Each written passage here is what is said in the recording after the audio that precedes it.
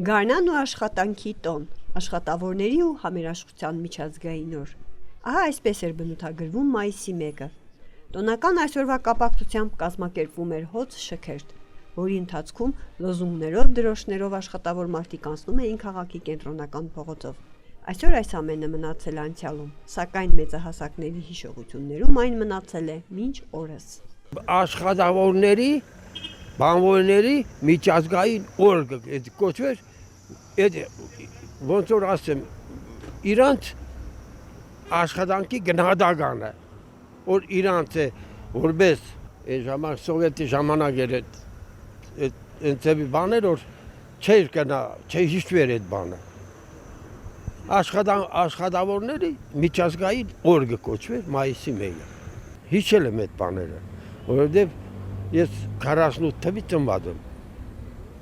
հիմա կապրեմ Ռուսաստան, բայց իմ հիշողությունը ստեղ է, ես ճիշտ այնտեղ կապրեմ, բայց իմ հայրենիքը մնալ իմ հայրենիք։ Աղջիկ մայիսի 1 այն ժամանակ է սովետին, հիմա մայիսի 1-ը չգիտեն ինչ է, լոբոյ երիտասարդին մայիսի 1-ին ինչ էր, առաջ պարատ գալի, մայիսի 1-ին